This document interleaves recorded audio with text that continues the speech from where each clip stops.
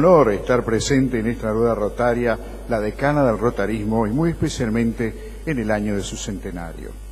El motivo de mi visita es tratar de dar una breve información sobre la historia de Grecia, para que tengan un panorama general de la evolución histórica de la emigración del pueblo griego y el origen de la presencia de los griegos en esta región del mundo. Como todos sabemos, el pueblo griego se ha caracterizado desde la antigüedad de ser una nación marítima y de navegantes que recorrieron las costas del mar Mediterráneo y fundaron sus colonias en las costas del Mediterráneo desde Egipto hasta España, el norte de África. Y según autores griegos clásicos, llegaron a la Antártida, a la Atlántida, que para muchos estaba cruzando el estrecho de Gibraltar entre la costa europea y la americana, y para otros cerca del mar Caribe, y aún hay quienes afirman que se encontraba en la Antártida cuando no estaba cubierta de hielo.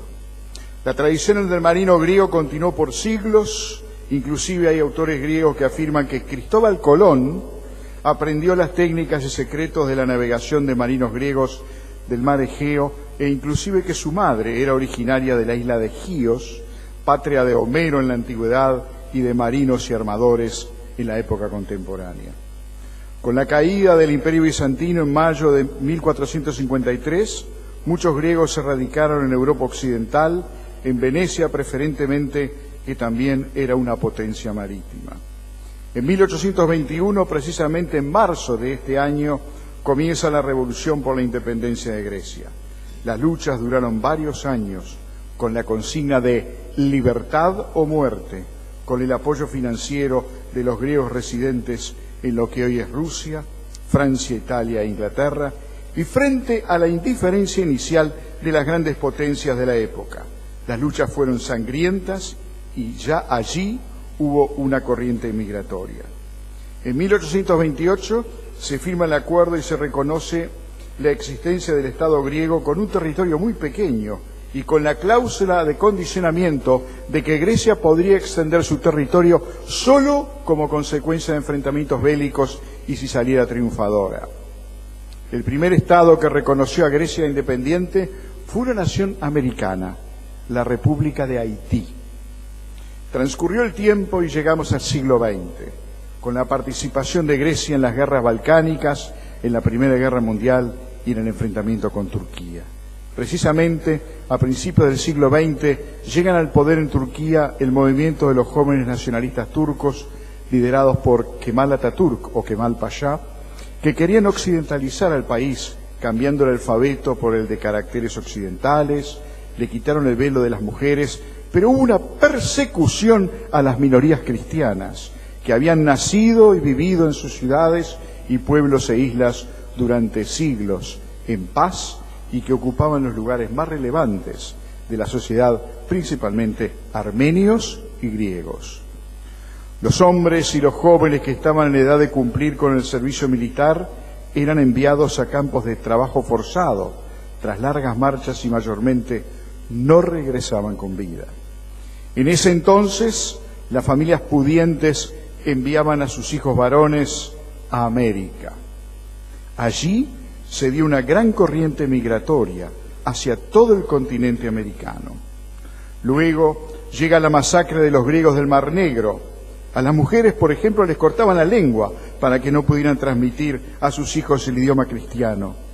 El trágico genocidio armenio, la catástrofe de Esmirna y posteriormente el intercambio de población entre ambos países, donde la gente tuvo que abandonar sus casas y comercios y partir con lo puesto y una valija.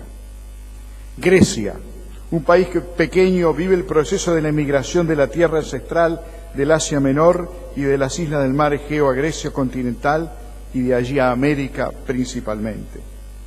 No pasaron 2 décadas y hubieron provocaciones de un país vecino, el hundimiento de la nave de guerra Eli frente a la isla de Tinos el 15 de agosto de 1940, Día de la Virgen, y el 28 de octubre de ese año, a las 3 de la mañana, el embajador italiano Emanuele Grazzi llevó el ultimátum del gobierno de Mussolini a la residencia del primer ministro griego Ioannis Metaxás, y este respondió el histórico no a la invasión de la patria. El pueblo respondió espontáneamente y se marchó al frente a combatir. Grecia estaba otra vez en guerra. Luego llegó la invasión alemana, la resistencia del pueblo griego y Grecia, que perdió el mayor porcentaje de población civil en la Segunda Guerra Mundial, y cuando finalizó se dio otra vez una nueva oleada de migración. Posteriormente hubo una guerra civil que desangró a la nación y nuevamente los griegos emigran.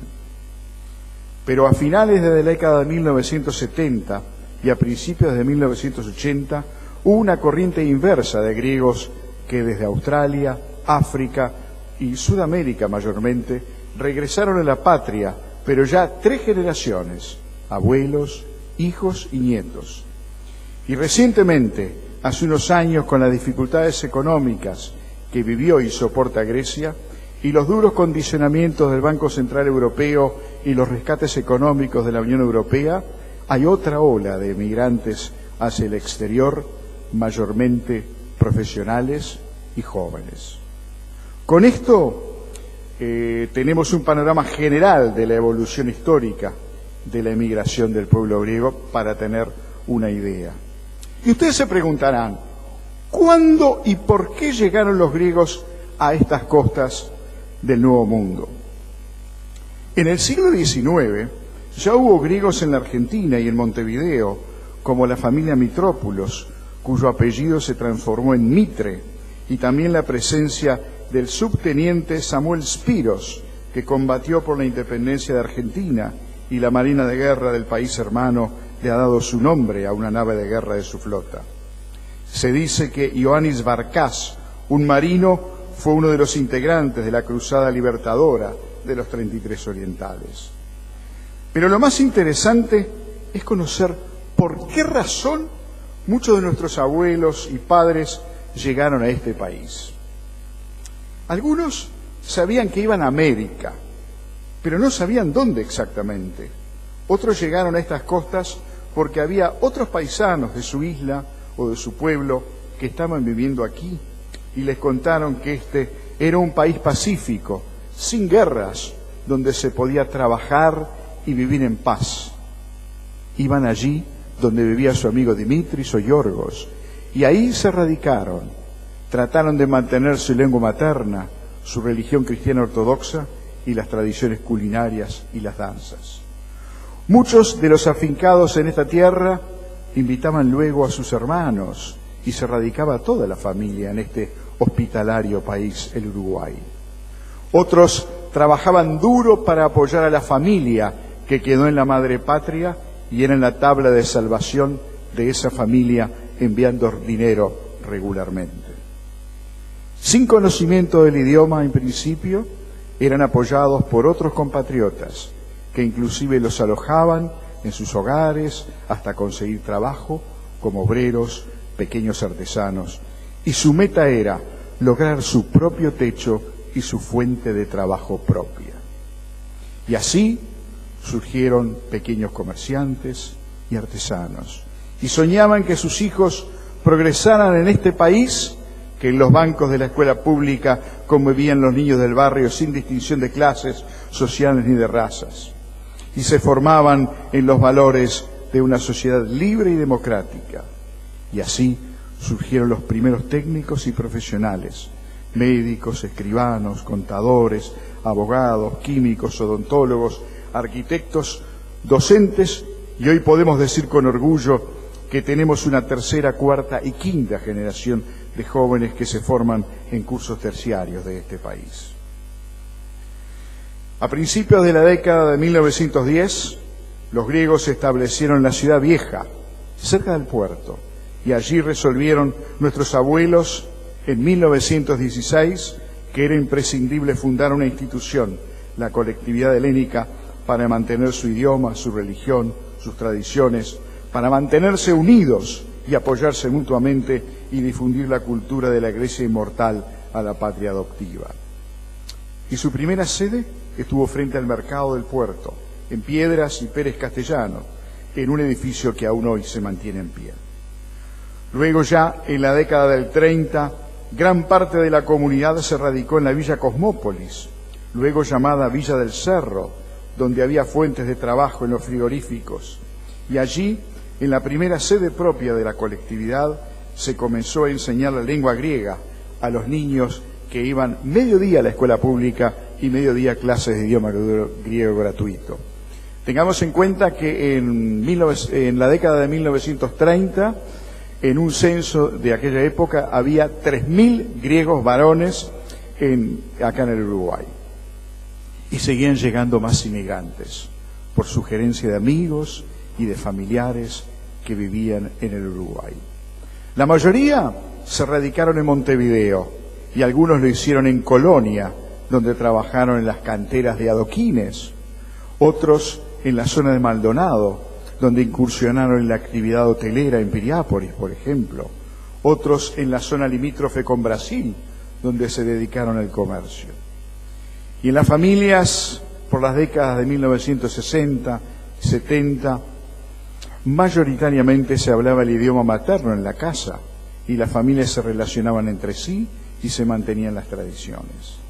Se esperaban con gran ansiedad las publicaciones, las revistas que enviaban los familiares desde Grecia y constituían un tesoro los discos con música. Y no había el avance tecnológico que vivimos hoy en día. Constituye una gran alegría encontrarse los domingos luego de misa para conversar, en reuniones, para festejar las fechas patrias o festividades religiosas importantes. Muchos de los niños nacidos en la década de 1950 y principios del 60 hablaban griego en sus hogares y cuando fueron a la escuela pública aprendieron el idioma castellano. Los niños ayudaron a sus padres y abuelos a aprender el idioma de esta nueva patria adoptiva. Muchas familias se formaron con inmigrantes que enviaban la foto a su pueblo o a su isla natal y venían las novias a formar una nueva familia. Estoy hablando de la década de 1930, 20, 30 y 40. Muchos inmigrantes trabajaban incesantemente para apoyar a la familia que dejaron en su tierra natal. Mucho sacrificio y trabajo con honradez y sentido de solidaridad. A partir de la década de 1930 se empezó a emitir la obra cultural helénica por CX10 con música y noticias y difusión de la cultura de la madre patria y que continúa hasta el presente, constituyendo una forma de acercar a los filohelenos a la cultura griega.